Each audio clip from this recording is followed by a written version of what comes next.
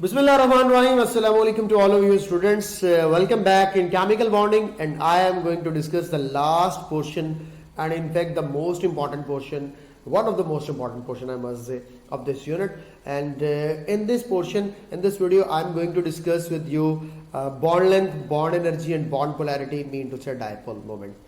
तो ये सारी बातें इनके अंदर मौजूद एक्सेप्शंस और कुछ इंटरेस्टिंग चीजें और पेपर के अंदर ये सारी चीजें आप लोगों ने कैसे प्रिपेयर करनी है, ये आपको बताने के लिए मैं इस वक्त बिल्कुल रेडी हूं, पुरजोश हूं, और आप लोग सुनने के लिए ऑफ कोर्स तैयार होने चाहिए। बिल्कुल इसी पैशन, बिल्कुल इसी एनर्जी लेवल के साथ आप लोगों को भी ये वीडियो सुननी पड़ेगी, और ऑफ कोर्स वीडियो प्ले होते के साथ ही आप लोग एनर्जाइज हो जाते हो, आप लोग एक्टिवेट हो जाते हो। तो आइए जरा मैं आप लोगों के सामने डिस्कशन स्टार्ट करूं बॉन्ड लेंथ की, बॉन्ड एनर्जी की और बॉन्ड पोलैरिटी की।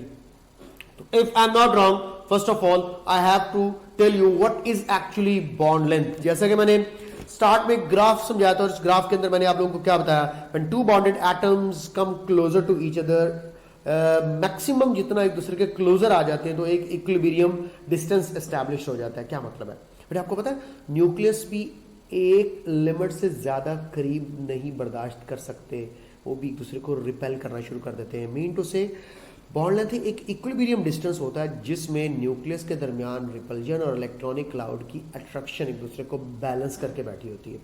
आप लोगों में से शायद कभी किसी ने ये सोचा हो, कार्बन और कार्बन के दरमियान हम लोग ट्रिपल बॉन्ड तक तो पढ़ते हैं, क्यों कार्बन और कार्बन के दरमियान 4 बॉन्ड क्यों नहीं बन सकते?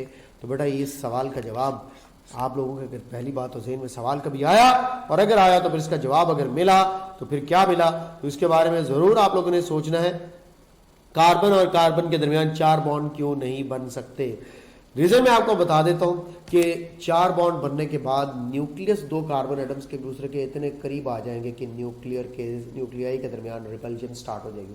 उस रिपल्जन के रिजल्ट में एक बॉन्ड को टूटना पड़ेगा, तो ट्रिपल बॉन्ड पर एक इक्विलिब्रियम बॉन्ड डिस्टेंस एस्टैब्लिश्ड होता है। अगर 4 बॉन्ड बनते हैं तो एक दूसरे के एक्सट्रीमली क्लोजर न्यूक्लियाई आने पर रिपल्जन हो जाएगी, तो स्टेबल स्पीशी इस ऑर्डर पर एग्जिस्ट नहीं कर सकता। ओके, अब बॉन्ड लेंथ होता क्या है? A compromised distance between the nuclei of 2 bonded atoms forming a covalent bond is called as bond length। यानी कि फॉर एग्जांपल मैं आपसे कहता हूँ यार हाइड्रोजन एटम्स हैं दो, और हाइड्रोजन एटम्स एक दूसरे के करीब आते हैं, बॉन्ड बना चुके होते हैं, तो इनके ये जो न्यूक्लियाई मैंने इस वक्त पॉजिटिव चार्ज के साथ बनाए हैं, इनके इस न्यूक्लियाई के दरमियान ये जो कंप्रोमाइज डिस्टेंस होगा, यानी कि दोनों के न्यूक्लियस के दरमियान ये जो टोटल डिस्टेंस होगा, इसको मैं बॉन्ड लेंथ का नाम दूंगा। ओके, अब बॉन्ड लेंथ कब कैलकुलेट की जाती है? मैंने स्टार्ट में बता दिया कि जब बॉन्ड फॉर्मेशन होती है तो उस वक्त बॉन्ड लेंथ भी कैलकुलेट की जाती है। बॉन्ड लेंथ को sp2 हाइब्रिडाइज्ड, sp3 हाइब्रिडाइज्ड, इन सारी स्पीशीज के अंदर 1 बाय 1 करके डिस्कस करूंगा। आप लोगों को हर एक फैक्टर भी बताऊंगा कि वो बॉन्ड लेंथ को कैसे इफेक्ट करता है, किसके आने से, क्या करने से बॉन्ड लेंथ बढ़ती है, क्या करने से बॉन्ड लेंथ कम हो जाती है। ये सारी बातें हम लोग डिस्कस करने जा रहे हैं। BF, BCl, SiH, SiF, asking sir how many bond lengths we have to memorise. अक्सर बच्चों का ये क्वेश्चन आता है, सर कितने की याद करें? मैं आपके ये समस्या भी हल कर देता हूँ। आप लोग सिंगल, डबल, ट्रिपल और कार्बन और ऑक्सीजन डबल बॉन्ड, ये तो 110% है, छोटी आपको याद होनी चाहिए। इसके बाद आपको ये वैल्यूज याद नहीं होती, अगर वैल्यू नहीं पूछता तो फिर क्या सवाल होगा, फिर ऑर्डर पूछेगा किसका कम किसका ज्यादा। अगर आपके जहन में फैक्टर्स हैं, आपकी प्रैक्टिस है, आपको पता है किसकी बॉन्ड लेंथ कम, किसकी बॉन्ड लेंथ ज्यादा करनी है, तो आप फिर भी ये काम कर सकते हैं, आप लोगों को फिर भी कोई डिफिकल्टी नहीं होनी चाहिए। सो बॉन्ड लेंथ की डेफिनेशन तो पता चल गई, बॉन्ड लेंथ का आइडिया तो हो गया कि 2 न्यूक्लियर के दरमियान कंप्रोमाइज डिस्टेंस को बॉन्ड लेंथ कहते हैं। अब याद कौन कौन सी करनी है, उसमें एक पीछे मैंने बता दिया, कार्बन सिंगल, डबल, ट्रिपल और कार्बन और ऑक्सीजन का डबल बॉन्ड। अब और मजीद आप लोगों को at least HCl, HBr, HI, HF अगर इनकी याद हो जाए तो बहुत अच्छी बात है। बॉन्ड एनर्जीज के हवाले से भी मैं बच्चों को ये सजेस्ट करता हूँ कि UHS में ये मैंने एक स्पेशल टेबल आप लोगों के लिए सेपरेट किया है। इस टेबल में मौजूद जो आप लोगों को नजर आ रहे हैं इस वक्त बॉन्ड लेंथ्स और बॉन्ड एनर्जीज, अगर ये अच्छे से याद हो जाए तो कोई मतलब आप लोगों को हो सकता है डिफिकल्टी ना हो, यानी कि मोस्ट ऑफ द थिंग्स इसी में से पूछी जाती हैं, या ये पीछे कार्बन सिंगल डबल और ट्रिपल, यानी कि आप काउंट कर लें अगर 1 2 3 4, ये तो 4 मस्ट है, और उसके बाद आगे आप इनको काउंट कर लें तो ये 10-15 अगर आपको याद हो जाती है तो I am very much hopeful कि आपको फर्दर नहीं आना चाहिए। ना याद हो कोई बात नहीं, बॉन्ड एनर्जी ज़रूर याद रख लीजिएगा। ये भी ना याद हो तो बस बेटे फिर अल्लाह करें आप, और अल्लाह तवक्कल छोड़ दें, फिर जो आया देखा जाएगा। लेकिन आई नो दैट कि रट्टा लगाना है आप लोग कर सकते हैं, लिख कर कहीं पे लगा दें, आते जाते उठते बैठते सोते जागते देखते रहें, आपको उम्मीद है याद हो जाएगा। अब आपको मैं बॉन्ड लेंथ के फैक्टर्स की तरफ ले जाना चाहता हूँ। ये भी कुछ वैल्यूज़ हैं। बहरहाल बच्चे कहते हैं सर और कुछ कम कर दें, तो यार चल हुन मैं आखिरी दफ़ा दस रहा ए टेबल तो कम अज़ कम याद कर लेना। मतलब ये कोई 4 और 5 9 के करीब है, ये 9-10 तो आपको याद हो जानी चाहिए जो मेजर इंपॉर्टेंट। तो मैंने इसलिए निकम्मे और निकम्मे बच्चों के लिए ये टेबल स्पेसिफाई कर दिया। एंड आई नो दैट मुझे इस वक्त सुनने वालों में सारे अच्छे बच्चे मौजूद हैं, झूठ बोलने का वक्त काटे। खैर, फैक्टर्स अफेक्टिंग बॉन्ड लेंथ में सबसे पहला फैक्टर एटॉमिक साइज है, उसके बाद बॉन्ड की पोलैरिटी है, फिर मल्टीप्लिसिटी डबल ट्रिपल बॉन्ड है, फिर नेचर ऑफ द ऑर्बिटल है। At the spot at a glance आपके साथ शेयर कर लेता हूं छोटा सा एक कॉन्सेप्ट कि अगर एटॉमिक साइज बढ़ेगा, एटम का साइज बढ़ेगा तो बॉन्ड की लेंथ बढ़ेगी, क्योंकि एटम के साइज बढ़ने से न्यूक्लियस के दरमियान डिस्टेंस बढ़ता चला जाएगा। तो एटॉमिक साइज और बॉन्ड लेंथ का क्या रिलेशनशिप बना? डायरेक्ट। बॉन्ड की पोलैरिटी, अगर पोलर बॉन्ड्स है, एक तरफ पार्शियल पॉजिटिव चार्ज है, एक तरफ पार्शियल नेगेटिव चार्ज है, एग्जांपल्स मैं अभी बताता हूं। तो एक मॉलिक्यूल का पार्शियल पॉजिटिव अपने ही मॉलिक्यूल के पार्शियल नेगेटिव चार्ज को जब अट्रैक्ट करेगा तो ऑर्बिटल का जो ओवरलैपिंग एरिया है ये बढ़ जाएगा।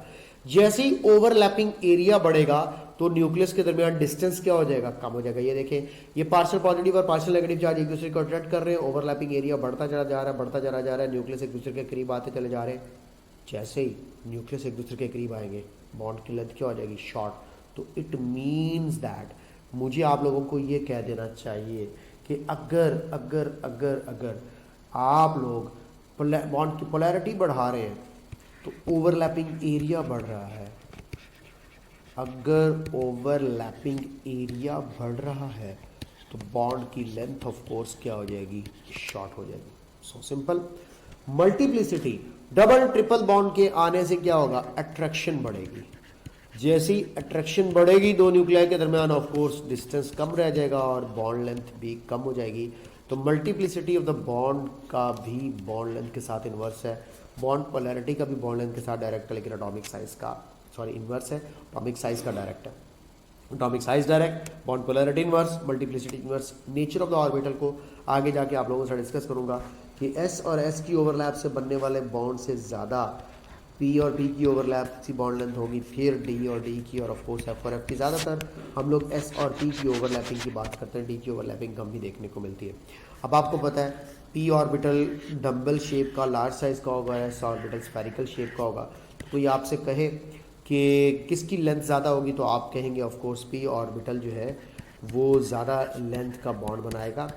ये सारी बातें यहाँ पर तो मैंने शॉर्ट लिस्ट कर दी, और मैं कह दूँ कि परसेंटेज ऑफ एस करेक्टर बढ़ने से बॉन्ड की लेंथ कम होती चली जाएगी, और परसेंटेज ऑफ पी करेक्टर बढ़ने से बॉन्ड की लेंथ बढ़ती चली जाएगी। तो कितनी ही अच्छी बात हो कि मैं आप लोगों को ये सारी बातें एग्जाम्पल की मदद से समझाऊं।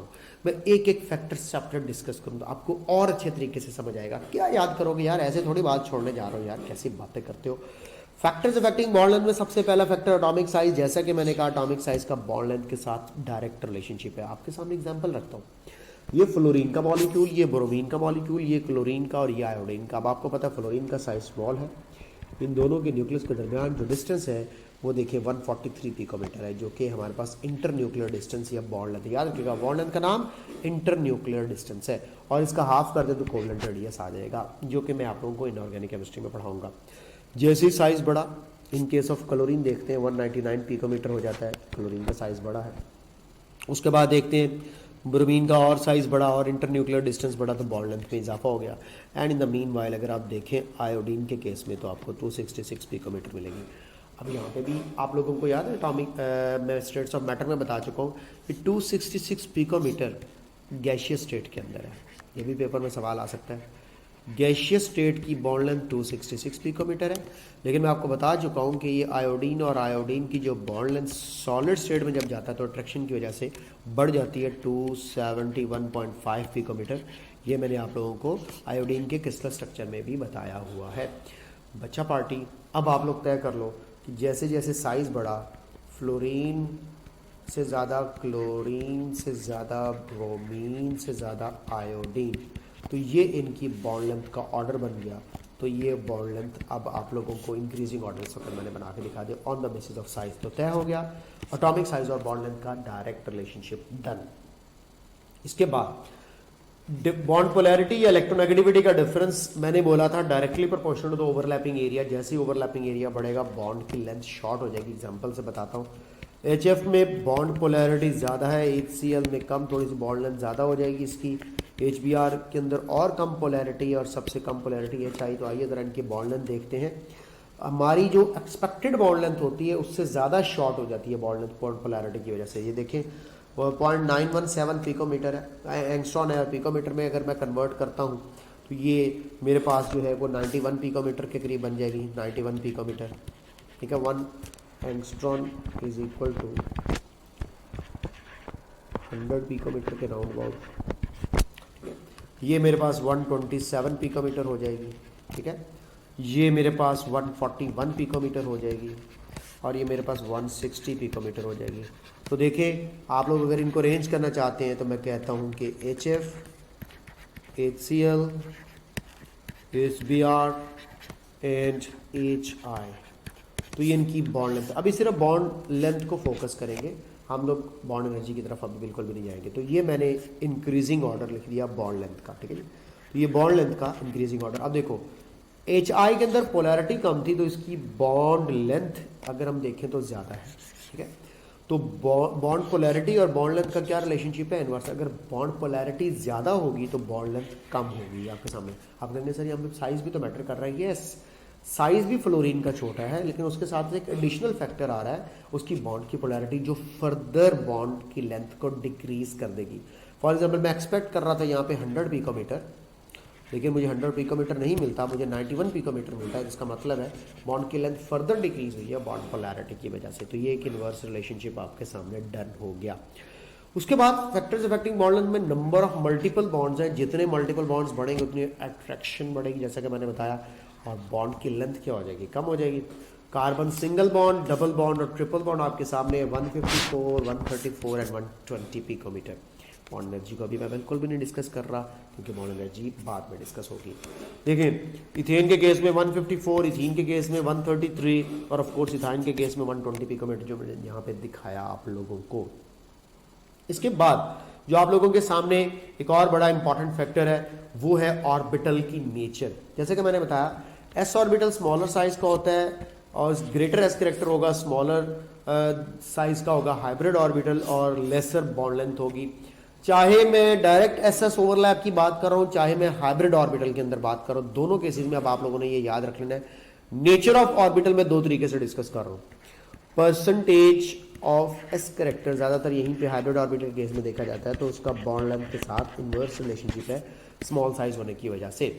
अब देखो CH बॉन्ड मीथेन के अंदर, CH बॉन्ड इथीन के अंदर, CH बॉन्ड इथाइन के अंदर, हर एक के अंदर अब हमने देखना है कि CH बॉन्ड की लेंथ को जरा चेकआउट करना है। ये जरा आप लोगों ने देख लेना है अच्छे तरीके से कि मैं हर लिहाज से आपको बात समझाने की कोशिश कर रहा हूं।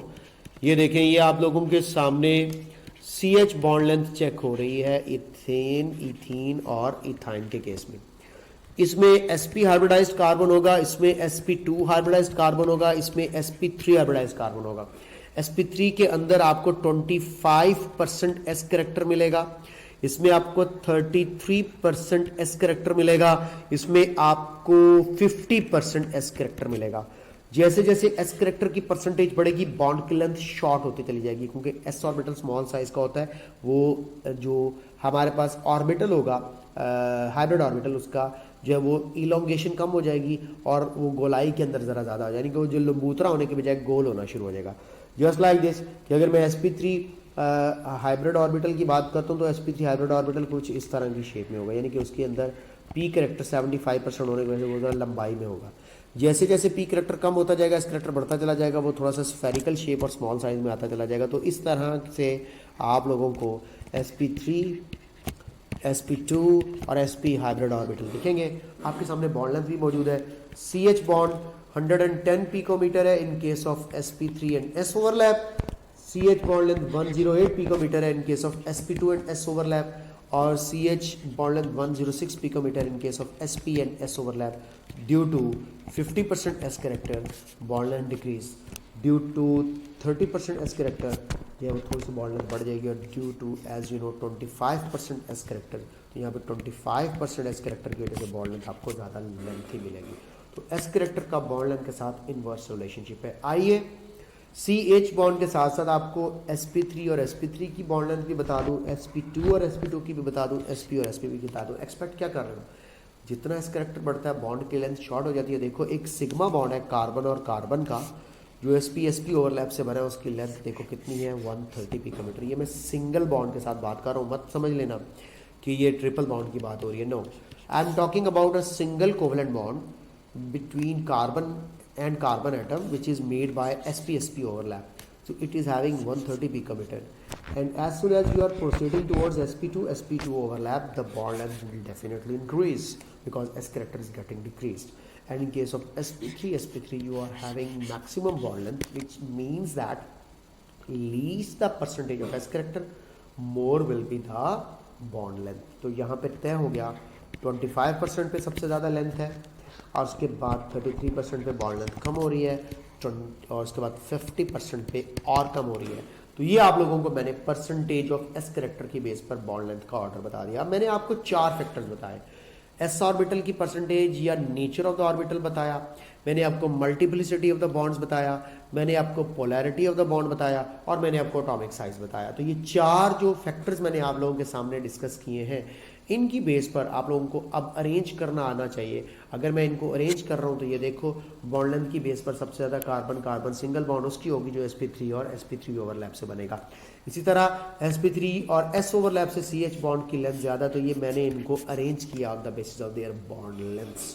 ठीक है, इन सारे पैरामीटर्स को ज़हन में रखें। अब बॉन्ड लेंथ का सवाल यही आएगा, correct bond length, incorrect bond length, किसकी ज़्यादा किसकी कम, ये सब कुछ। अब मैं आप लोगों से एक छोटा सा सवाल पूछता हूं। सवाल आपको इस स्लाइड के अंदर 110% क्लियर हो जाएगा। ठीक है, क्वेश्चन यहां पूछ के फिर आगे एक और सवाल की तरफ जाता हूं।